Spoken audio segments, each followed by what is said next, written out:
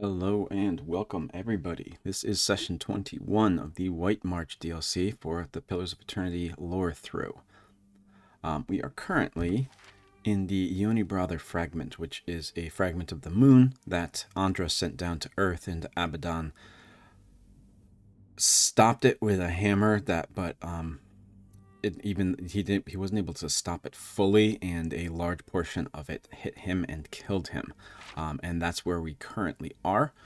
This is the, I believe, final area of this DLC, except for the Siege of Cragholdt, which we are also going to do. But for the main story of the White March DLCs, this is the climactic area, I believe, anyway.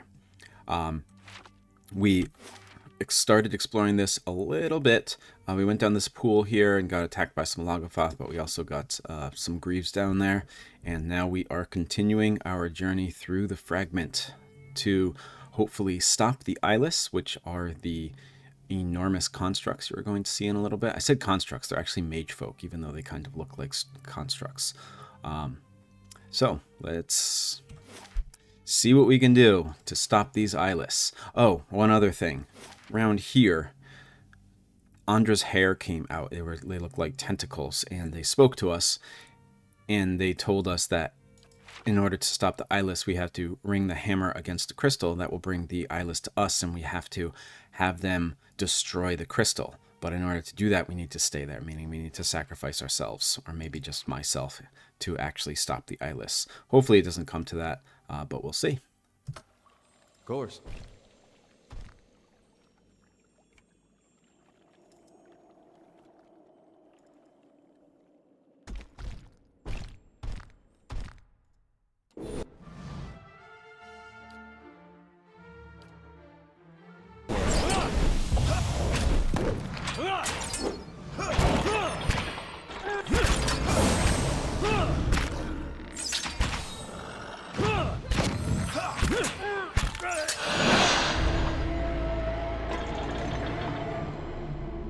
Nice and quiet. All right, then.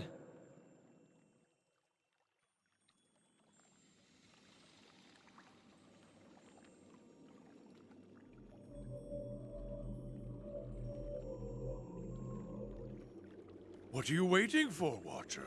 Some god to save you? If that is the crystal that we have to attack. But it's in the water, so let's see.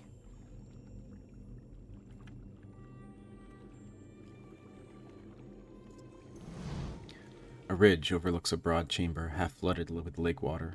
You could crawl down this way, but it looks too steep and slick to climb back up.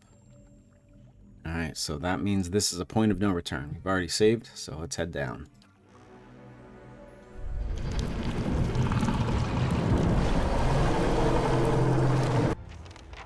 So this would be the Kraken.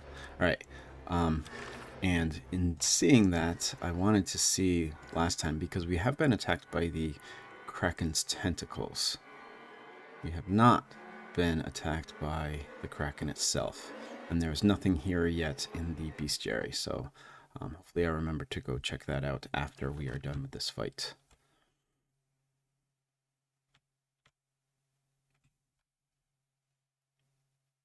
It's primordial. I don't know if we should attack the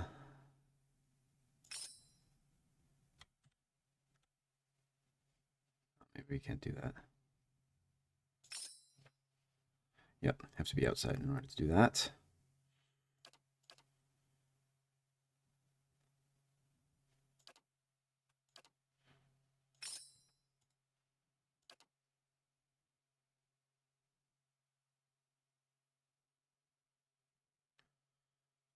Never use these.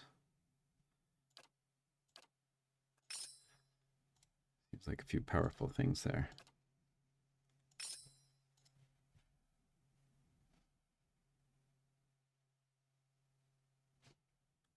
Put it all across it. Leave it to me!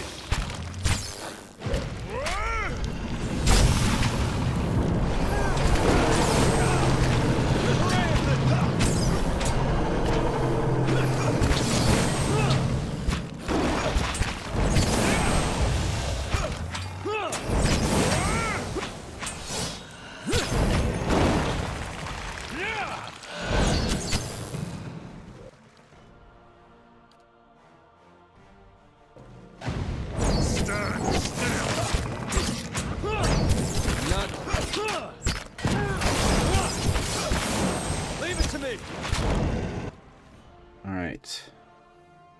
Just the Kraken left. Although I think maybe he might summon some more tentacles, but, you know, we'll have to see.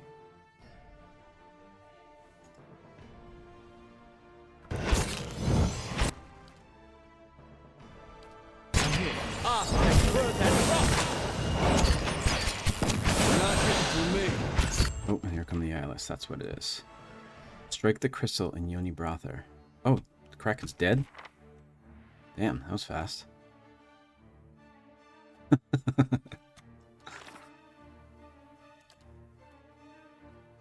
Alright, let's see what it says about the Kraken. Sailors all over Oyora tell stories of the beasts that haunt the deep. Of these, few are more feared than the Kraken. Krakens rarely venture to the surface, and they almost never leave survivors in their wake. They are massive, tentacled beasts, capable of crushing small ships and plucking sailors from their decks. Despite their size, Kraken's soft, flexible bodies allow them to squeeze through tight spaces in search of prey or shelter. Thankfully, they prefer dark, quiet spaces to open water. They're cunning hunters, and according to legend, Andra's terrible servants. So, I wonder if that legend's true, because Andra was warning us about something that was even more dangerous than the Eyeless here. This is probably what she was talking about, but also if it's Andra's servant, then why would she allow it to attack us? So I don't think it actually is. I think its association with the sea is just what kind of makes people think that. But again, I could be wrong. Alright, let's take care of these Eyeless, and then we can strike the crystal with Abaddon's hammer.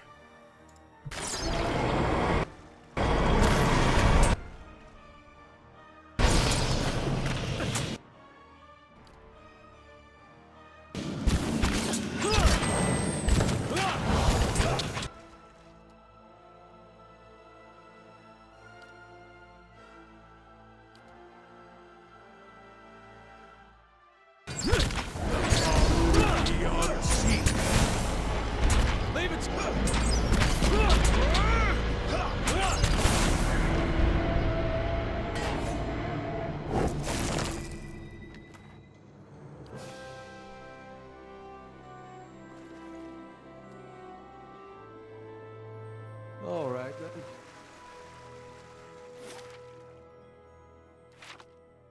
All right. Here goes. Oh. Pelagina finished her major adventure. So, let's see. Spoils await at the Great Hall treasury chest. Oh, okay.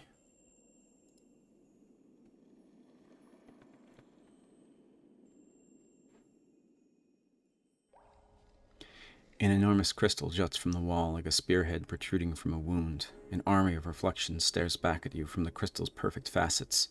It echoes the sound of your footsteps in soft, ringing hums. Someone will have to take up Abaddon's hammer and strike the crystal, and Andra warned that whoever does so will be buried in this place with the Eyeless. Whom do you choose? I am going to do it myself. You have led us bravely. It has been an honor to follow your lead. The gods really have it in for you. I wish they knew you like I did. As long as I live, Masuk will sing your name alongside Persok's. Everyone will know what you've done for us. I'll tell everyone I know. Not even the Sea Queen herself could stop me. Straight into the fire, then. Your chances aren't favorable, but at least you've learned to embrace the test. I told you I'd be good for you, Watcher. You heft the hammer and swing it at the crystal. So everybody says their goodbyes. A perfect, clear tone rings through the air and resonates through your teeth. Seconds later, ripples shiver through the water. Something big is coming. You give the others a final nod. The rest of the party scrambles out of the flooded cavern and flees through the tunnels. You continue hammering at the crystal, each strike magnifying the last. The echoes build into physical tremors. Meanwhile, a heavier rhythm pulses through the cave. Footsteps. Dozens of them. The others round a corner only to see a line of Eyeless advancing. The creatures stagger to the rhythm of the hammer thuds below. Yet they crane their necks toward the party, ratcheting back their piston arms. You can cast Repulsing Seal, Ringleader, or dodge past the Eyeless. I don't really know what these spells do. Try Ringleader. That sounds like I could control them. Consider who will cast it. The party belatedly realized you were... Oh, okay. So this is the party trying to get away. Cast Repulsing Seal. Endurance. A glowing seal blooms from the ground. The first two Eyeless step onto it and fall backwards, taking most of the others with them. Dodge past the Eyeless. The party sprints past the distracted monsters. Fortunately, the creatures are too focused on the hammering to give chase. They continue toward the cavern. You maintain a steady tempo on the crystal. Eyeless gather in the cavern, where they batter the walls in time with the hammer's rhythmic blows. The ground shakes, falling rocks and shattering crystals splash to the ground. The party flees through the dark, rumbling corridors. More spellbound Eyeless shamble along, but they're too entranced by the swelling cadence to make more than an idle swipe at the party. The tunnel narrows. Light filters through ahead. The exit must be around the next bend. But it's clogged with rubble. Meanwhile, the ground drops several feet at once and the tunnel begins rolling on its axis. The distant sound of rushing water echoes from the cavern. Lever the rubble with the pry bar. There must be a weak spot, but it will take a practiced eye to find it. Who will clear the way? Who's got good perception? Wish I could look this up right now. How about Sagani? Sagani wedges the pry bar into several different nooks, but can't seem to find a leverage point. There must be a weak spot, but it'll take a practiced eye to find it. Durance? There we go. Oh, that was mechanics. I thought it was perception. Durant notices a loose boulder and wedges the pry bar beneath it. A gentle nudge knocks it loose and sends the rubble rolling away. The moon shudders again. The party escapes onto the ice just as another thunderous crash sounds from below. Eyeless continue pouring into the cavern from every visible tunnel and crevice. Your ears ring in the ever-growing cacophony of smashing rock and shattering crystal. Meanwhile, the water level is rising. A skull-splitting crack rends the air and a surge of water knocks from your feet. The entire cavern rotates, plunging you into a freezing soup of jagged metal, torn flesh, and stone. The others dash across the lake. The ice squeals and crackles, rocking dangerously underfoot. The sinking moon groans. Long fissure races along the ice.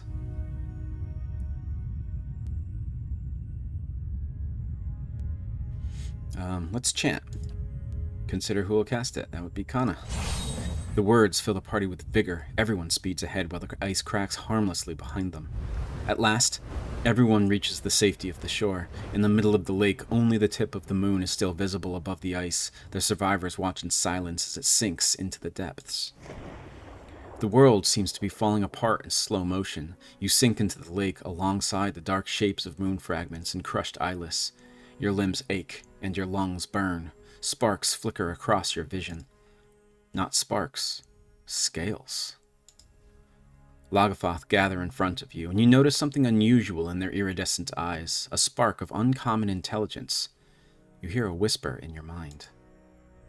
You freed us from our prison in Durgan's Battery. Consider our debt repaid. The Lagothoth, possessed of the spirits of the Maroon and some of the other Pargrunin, swarm and rush you to the surface. Okay, interesting. So these Lagothoth are inhabited by the souls of some of the Pargrunin dwarves that we set free in the Durgan's Battery, which is why they're helping us right now.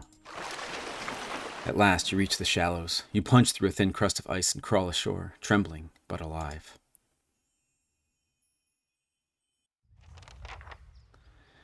You stand at the edge of the lake. The bobbing of the ice and the ripping of the water's surface slows until you're looking at a moment frozen in time. When the world begins moving once more, it moves in reverse. The surface of the water churns and roils like it's about to spew something up. And it does. The fragment of Ionni Brathr rises, unbroken. Ice reforms across the surface of the lake, spreading in long, freezing fingers. Eyeless file out of the moon fragment and onto the ice. They wind around the moon in an ever-widening spiral. They stop as the head of their line reaches you. They speak in a single voice that resonates with grinding metal and hissing steam. We shatter and sink, discarded like worn tools. Why have you consigned us to oblivion? This is the Eyeless speaking to me now. You would have killed many innocent people. We do not cherish violence, but we will fight to defend the legacies of this world. The Eyeless stand tall, ratcheting their arms back. In one hand, a hammer. In the other, a mace. We protect the greatest works of civilization, lest it collapse beneath its own weight. Then why did you storm Durgan's battery 200 years ago? Their protest is as sharp as squealing metal. That hum sounds like some kind of resonant, musical chorus almost. We would sooner sacrifice our own bodies than dislodge a single stone from such a place. Why do you torment us with baseless accusations? Are they saying they didn't attack Durgan's battery?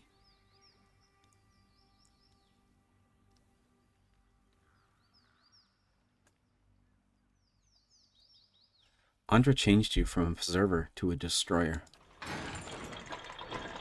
The Eyeless are still, but you hear their gears whir as their collective spirit ponders this. Then we were betrayed.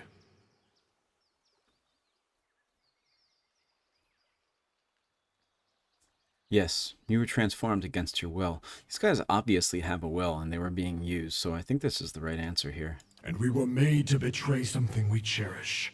You feel their bitter agony, like a hammer strike. What was that? The bedrock of civilization. Suddenly they attack the ice beneath them, slicing and shattering it with mighty swings from their iron arms. And where the ice breaks, ancient towers rise, blotting out the blue sky and white peaks. Those are in Gwithin. Each culture builds on the bones of the last. Yet many only look up at where they would go, never down at the foundations that bear them.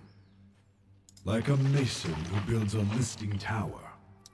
The remaining ice sheet cracks and groans. What peril do they inflict on their progeny? And what dishonor on their forebears? You hear the strain of crumbling stone in the voice of the Eyeless. An argument I've had with the Lore College. Now I have divine counsel in my favor, and I can hardly present it as evidence. How frustrating. You think it unwise to forget the past. It is unwise to douse a lamp in darkness, to cut the legs from a table. This forgetting is suicide. That is heresy. That is the exact opposite of what Andra would say, I think. She wanted the past to be forgotten, whereas these Eyeless here are saying that it's suicide to forget, that we need to build off what came before, not just look forward. So not only were they kind of appropriated and used for Andra's will, it seems like she used them in a way that they weren't ever meant for. Every advance in the crafts and institutions of Kith was forged by skill and sacrifice. You feel these words and the anger behind them in your bones. A people cut off from their history will wither, and they deserve no less. I agree. That is why we must return to ourself and restore Abidan.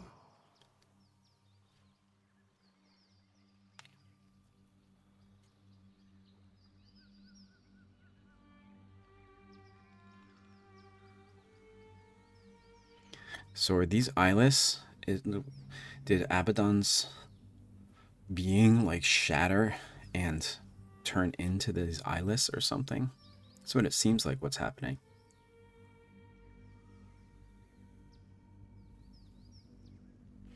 What do you mean about returning to yourself? When Ionni Brathr fell, Abidan lost much.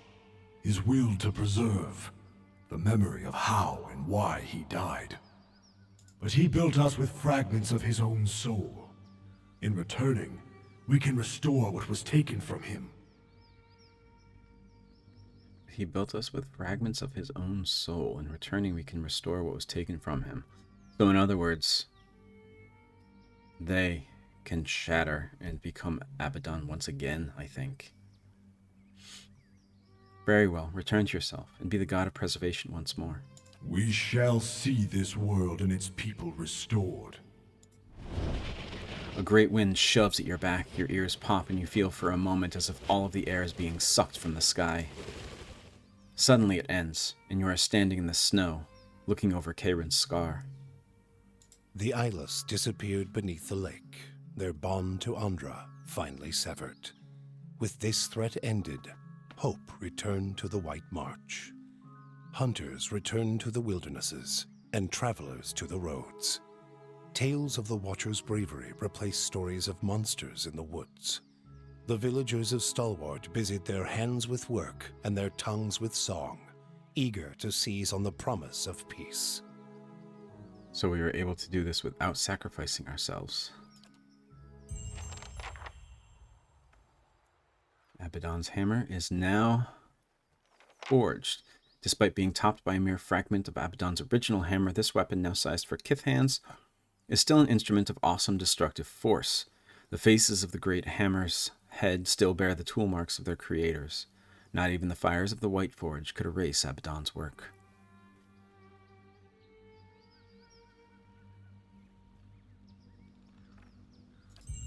I think I already read that before.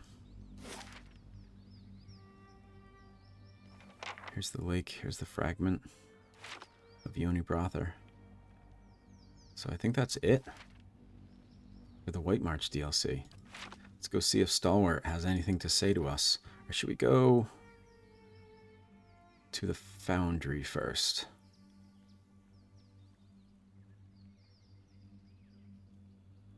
Let's go to the Foundry and then we'll go to Stalwart.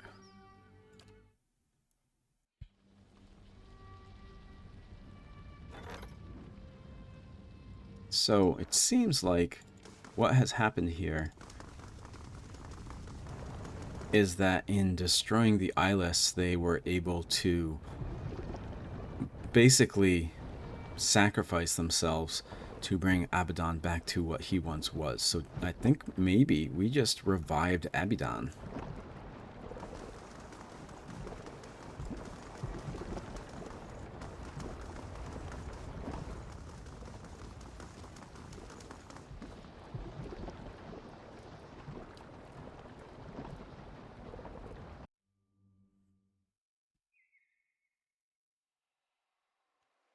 Oop.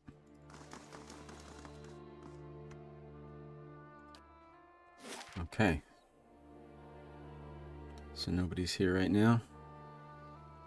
Let's head on down to Stalwart. So I do wonder what Andra's going to have to say about this, if anything. We didn't actually sacrifice ourselves like she thought we would have to. And basically we sold her out to the Eyeless and told them that she had used them.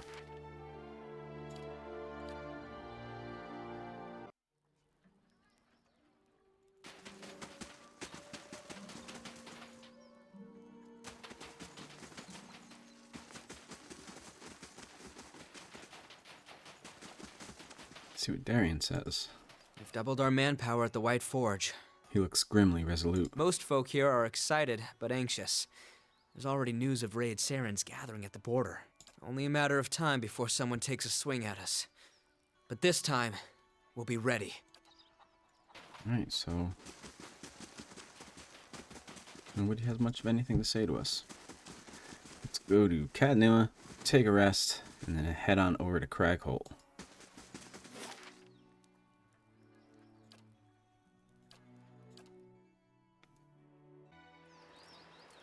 Amazing. You could fit a whole village in here.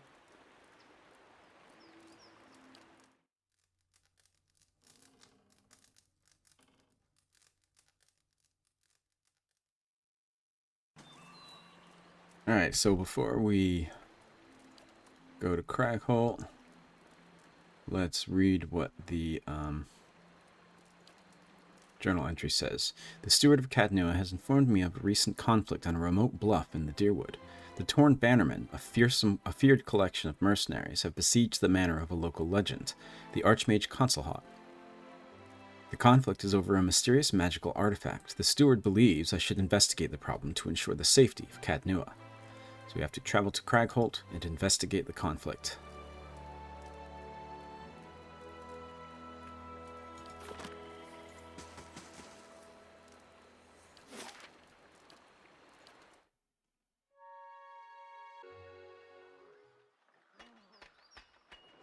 Stop there. Where do you think you're going? One of the guards takes a step forward. She looks you up and down with a sneer. This area is under the control of the Torn Bannermen. Anyone else wanders in, they're not leaving again. What is going on here? For starters, I've got orders to put a sword through your gut if you don't turn around and run back home. You do realize you're speaking to the Lord of Caed Nua. Wait, Caed Nua. You mean you're the one everyone's talking about? Saving orphans, fighting off bandits, all that? Maybe you should take this up with the Crucible Knights. Look, hang on a second. Let's not get too... Enough! The commander said no exceptions. I'm not ending up on a pike because this dog has you pissing your trousers. Sorry, my lord.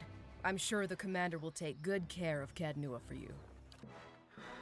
So it looks like, once again, we are going to leave a trail of bodies in our wake.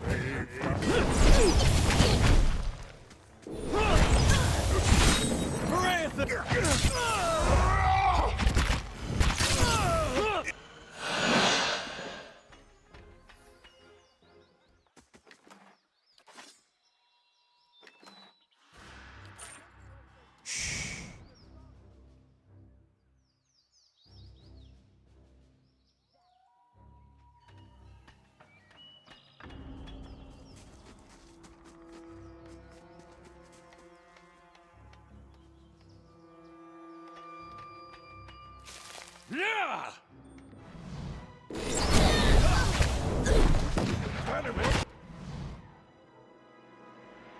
We're a priest, berserker, and a marksman. Priest.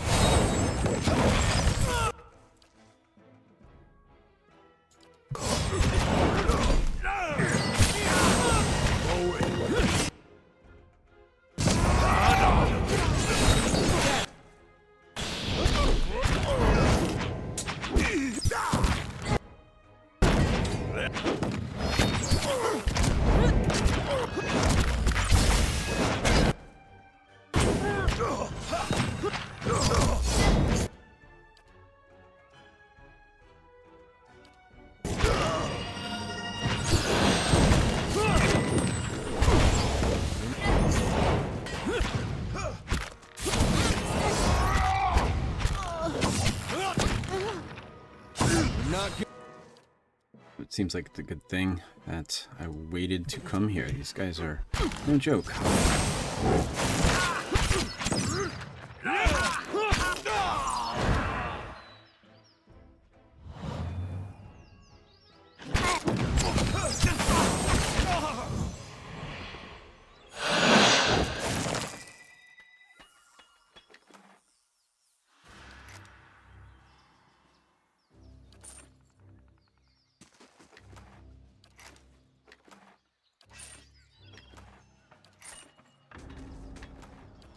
Laying low.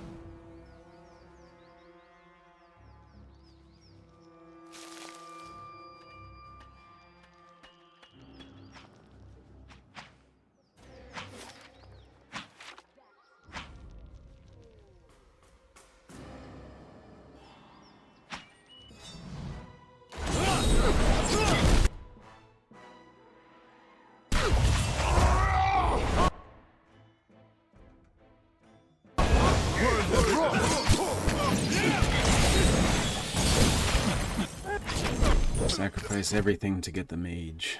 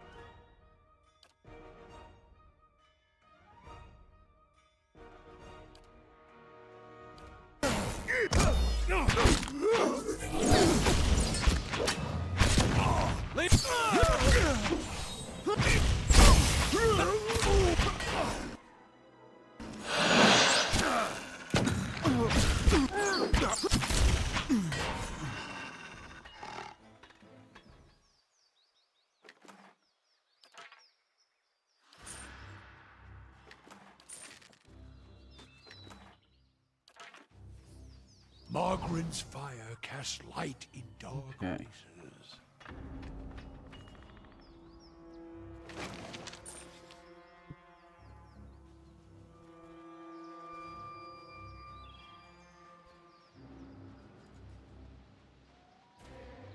I say it looks like they improved on this idea that like things just got unlocked if you walk close enough to them, because this whole cliffside is visible now, even though we obviously haven't been on the cliff.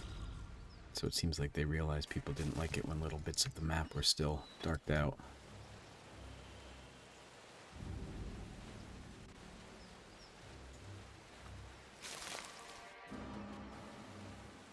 What's this say? Cave.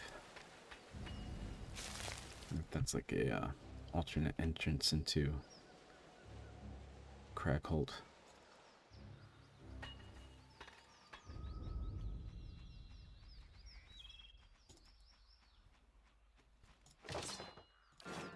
I can do that. It's actually a chest that I cannot unlock.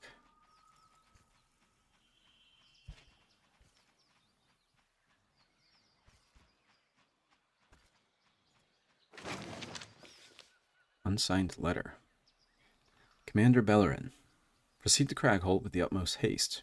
Cragholdt will not willingly part with the Engwithan phylactery, but you must secure it by any means necessary. Be warned that all previous attempts at acquiring the artifact have met with abject failure. We know very little about the phylactery, save that it is nearly indestructible. With that in mind, I would recommend using your considerable forces to lay siege to Cragholdt. Once Cragholdt is dead, you may retrieve the phylactery from what remains of his tower. Delivery of the artifact is your primary charge, but definitive proof of Cragholdt's demise shall entitle you to a substantial bonus. Spare no expense in fulfilling this task, but know that any outside interference will constitute a breach of this agreement. I have spent considerable resources to ensure that any local authorities will look the other way. Any overly curious parties should be dealt with accordingly. So that's why we were attacked here. So this Commander Bellerin is looking for an Engwithan phylactery that Cragholdt has. And he gets extra money if he can kill Cragholdt, but what he really needs is that phylactery. And it says, I've learned the name of the leader of the Torn Bannermen, Commander Bellerin. I've also learned that the mercenaries are after something called an Engwithan phylactery. Perhaps I can get more answers by speaking with this man.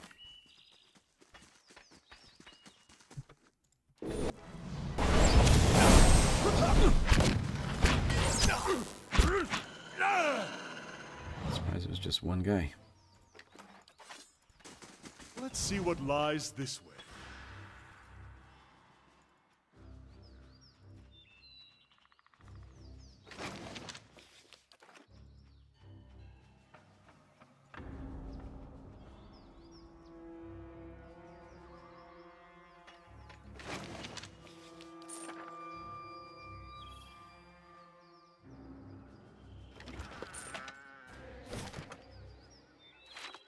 Looks like we missed a little path over here. Drunken Orlin. A simple test. Another one that's locked. A sleeping Orlin lies atop a filthy bedroll several paces from you, snoring loudly. A large key rests atop his chest, tied to a leather thong around his neck. His left hand loosely holds an empty tankard. Alright, let's examine this Orlin. The Orlin's heavily scarred chest rises and falls with loud, uneven snoring. He mutters in his sleep. The short, pretty one. How much for her? Well, what will this buy? The Orlin's voice drifts as he continues to snore. Suddenly he stirs, his eyelids tightening. No, not the Elmawa, no! The Orlin curls into a ball and rocks, but does not wake. Quietly approach the Orlin. Who will approach?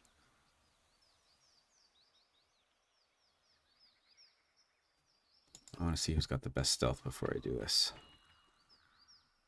I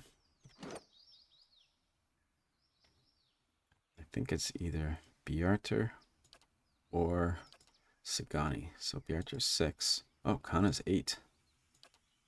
And Sagani is 9. So let's do it with Sagani.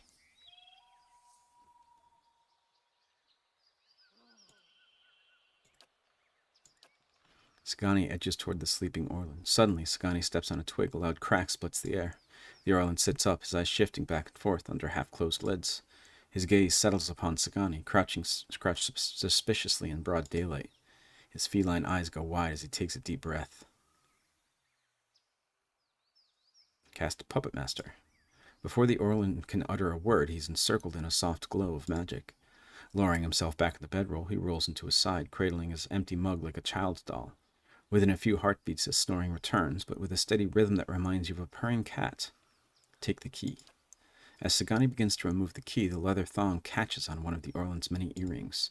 His feline eyes go wide as he takes a deep breath. Do nothing.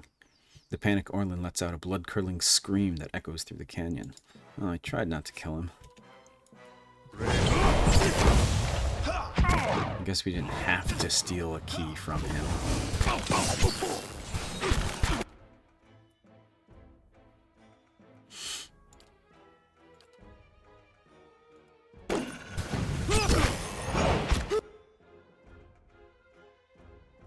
Wow.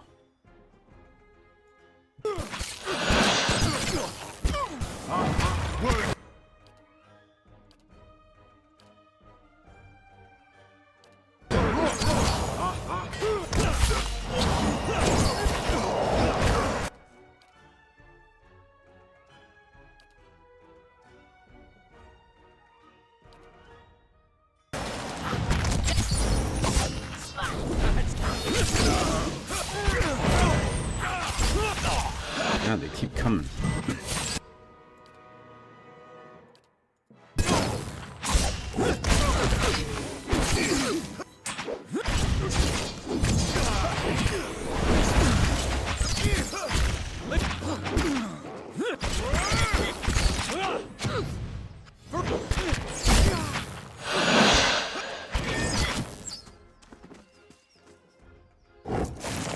These are the kind of fights I like. They're not so trivial that I can just kind of bowl through them without really thinking about it.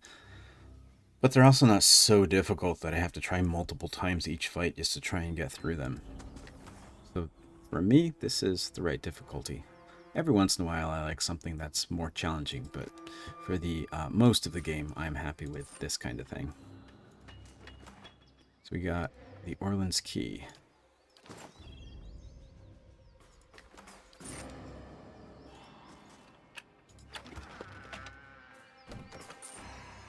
Let's see if it also unlocks the one that was over here.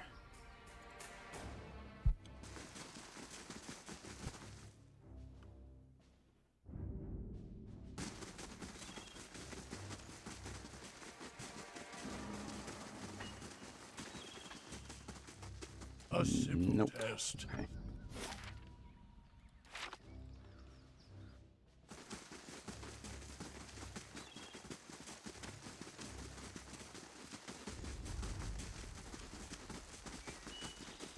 Quietly now.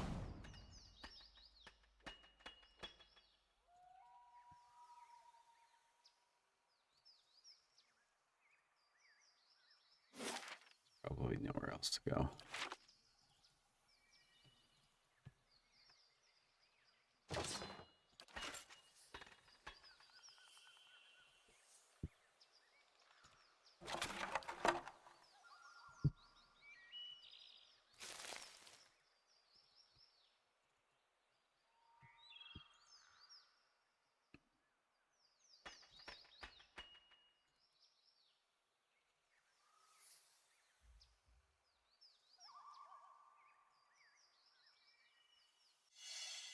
Something over there. Brathian scripture. We have read that. Body beneath the blood-soaked shroud. It reeks of rot and infection.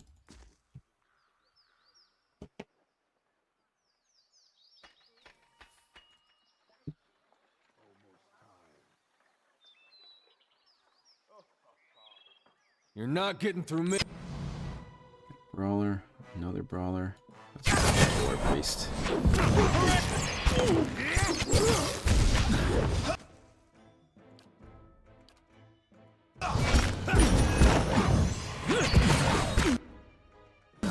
Attack!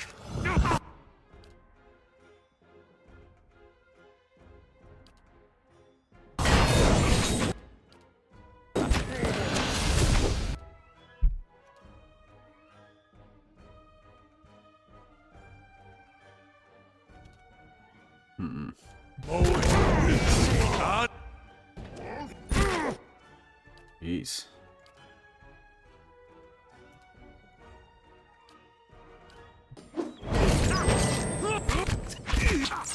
It's a named ogre here. Sun is dead, so no summoning.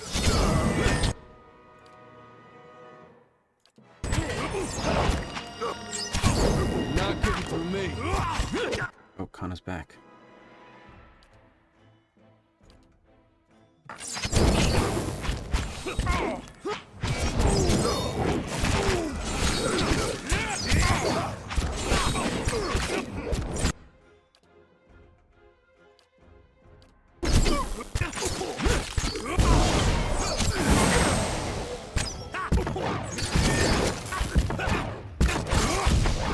Oh my god. This is ridiculous, this area. They just keep coming.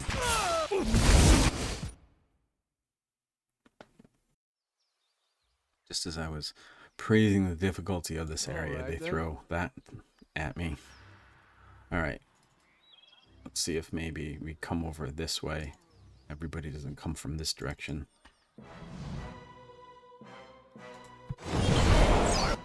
Let's see.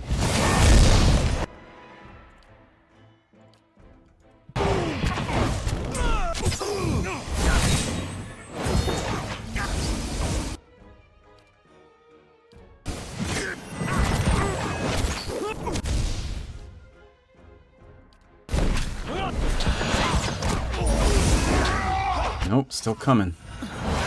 Attack!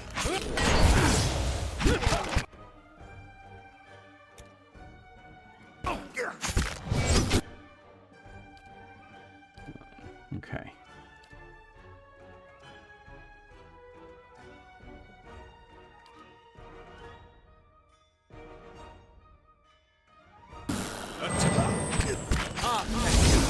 Attack!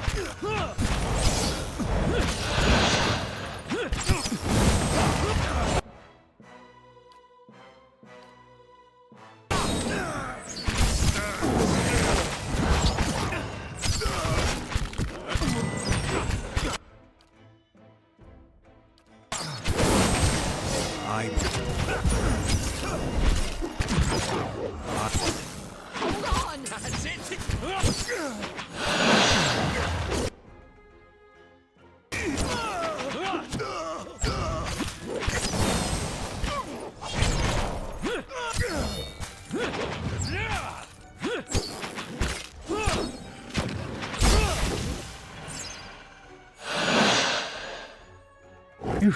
Okay. Brathr actually died there, and he's maimed now.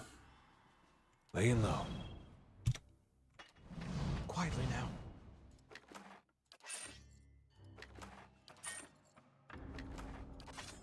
All right then. Head down here, take a little rest.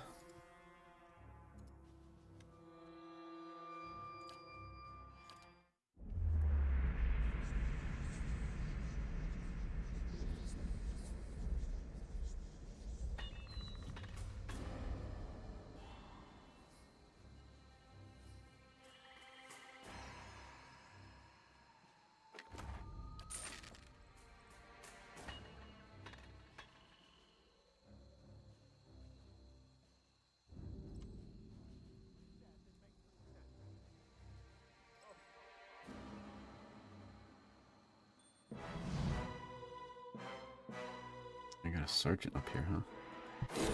This ends here! And a pyromancer.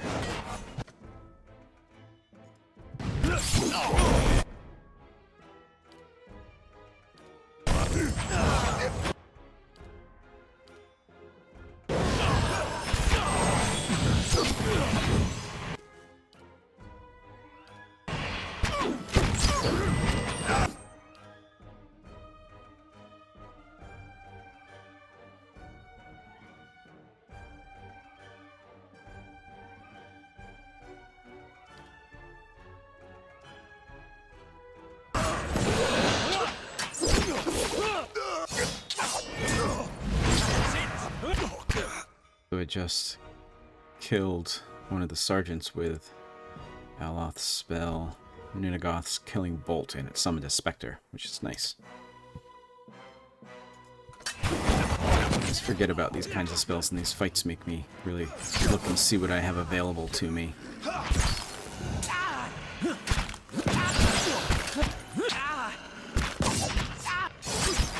You're not getting through me.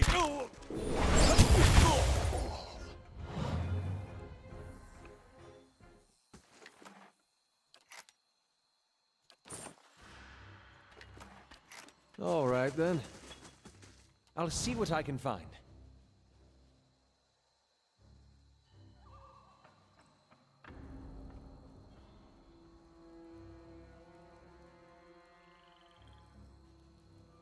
Leave it to me. Got a lot of mages here. This is all mages. Might be tough.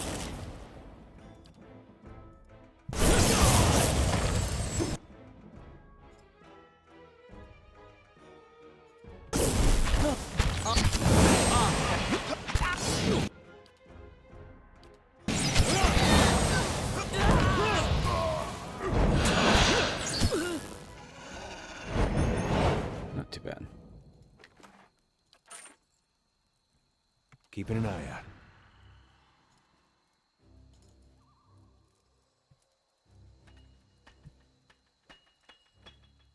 This mercenary company is no joke, huh? The Torn Bannermen.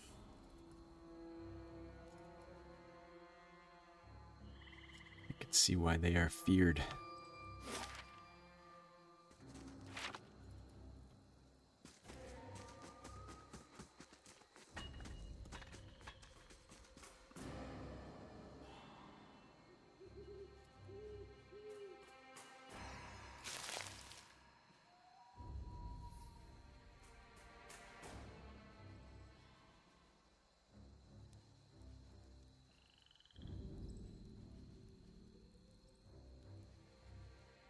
This trebuchet smells of fresh pine and hemp. Its beams are still sticky with sap.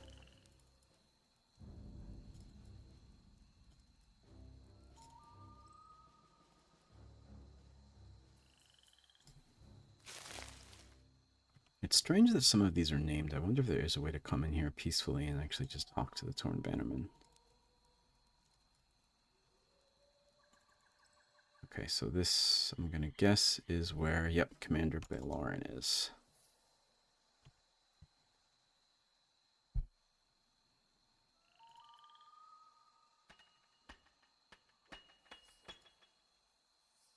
Hold! He's got this far. I ought to have a look at him at least. The man before you has the bearing of authority, and his casual command has the guards immediately lowering their weapons. Even so, they continue to watch you warily. Commander Baloran, leader of the Torn Bannermen. You've been a right pain in the balls, whoever you are. What do I call you? Brathr? Well, on behalf of the Torn Bannermen, welcome to our camp. I've lost a lot of fucking men out there. Consulhat's one thing, but why are you here cutting down my soldiers? I figure I can guess, but please, let's hear it from the man himself. Your mercenaries attacked me without cause.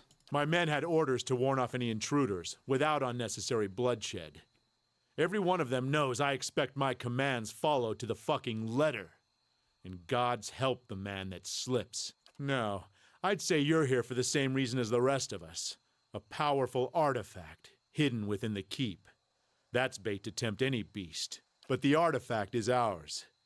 Whoever set their tongue to wagging about it, they did you a great wrong. Nobody comes into our camp and lives. Think that's about the end of it. You ready? I'll make it quick for you. Now, let's see if he'll actually give us any more information. Wait, I have some questions before we begin. Suppose there's no harm in that. I don't promise I'll answer. What do you know about this artifact? Only that the phylactery's worth a fucking fortune. More than just your usual piece of Engwithan history, I mean. No idea what it does. Don't much care. Our employer wants it found, and delivering it's gonna see us paid enough coin to buy one of the republics. How goes the siege? After tactical advice? Was going well enough at first. But the moment we cracked open the outer wall, Cragholdt's pets started clawing their way out of the ruins. I wonder what those are. Caught the first wave off guard, and carved them to gobbets. We've pressed them back to the keep for the time being, but it's delayed our victory. Once the reinforcements arrive, we will storm the keep in force. It's just a matter of time. Could prop your corpse up somewhere after. You could scare off the looters. What were these creatures? Dead men, walking and fighting like the living. They've armor thick enough to foul our arrows, and they can conjure spells to burn a man alive. He looks out toward the nearby hill. At night, you can see them on the bluff, like a line of torches, their eyes burning. They don't come down into our camp. They wait up there for us to come to them. I wonder if they're vessels or some kind of construct. What of Cragholdt? Does he live? Good question. No one's got a clear sense of that. We haven't seen him on the field of battle. The old fuck may have gotten himself eaten by the dead men. He could be controlling them. Or the first volley of stones left him crushed under his own keep. Won't know until we get in there and see for ourselves. We don't have to be enemies. I could help you. I don't want to say that. This guy seems like a prick. Who do you work for? Someone without much love for Cragholdt, huh? Let's just say they have a lot of coin to throw around, and high standards. Thing is, discretion's included in the service. You'll just have to make do with me. All right, I'm ready. I'll give Cragholdt your regards.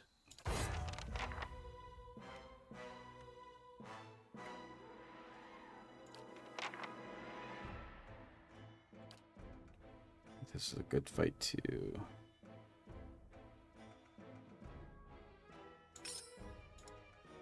Bring our summons out.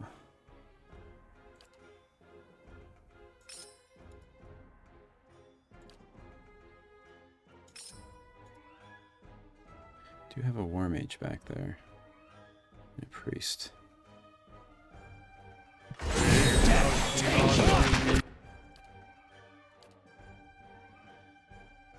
What's this guy doing back here?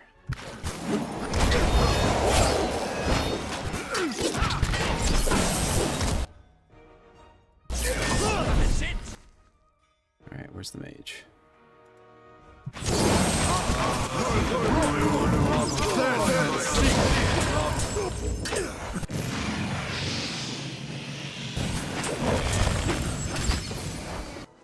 And the priest.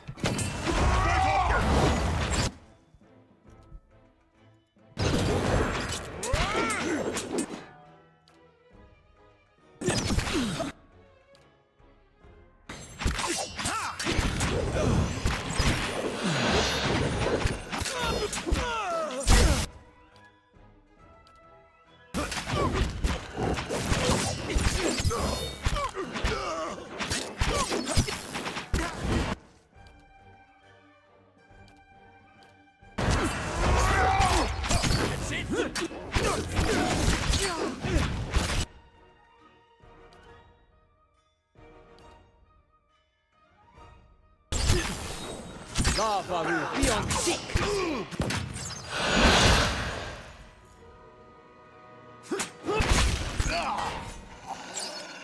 All right. Commander Bellerin is dead.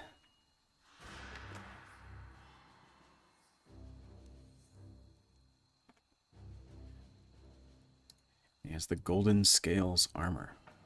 Still polished to a mirror sheen, this set of golden scale armor was one of the last great works of Russ Stancliffe. A well-respected smith, Stancliffe was inspired by a local fable revolving around a golden dragon and modeled this set of armor after the beast in question. He imbued the golden scales with protective enchantments against flame, as well as the same reflective properties which protected its namesake against ranged opponents. The result was an eye-catching and effective piece of armor, and it proved especially popular amongst those intent on being the center of attention. And we got a small bronze key. Wonder if we'll be able to unlock that chest with that.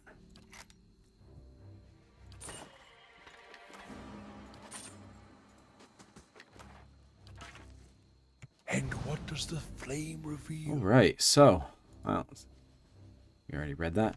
Okay, so we are still at the Cragholdt Bluffs. We totally decimated the Torn Bannermen company that was here, mercenary company that was here. Some difficult fights, but we took them down and we killed their commander. And now we are going to have to go up to the actual, I don't know, tower, fortress, which I'm assuming is in this darkened area up here somewhere. But we will save that for next session. So thank you as always for joining me. I hope you join me again in session 22 when we can maybe complete the Siege of Cragholdt part of the DLC, or I don't know, maybe it might take a couple more actual sessions to do that, but we'll see. Either way, I hope you join me then, and I will see you later. Bye, everybody.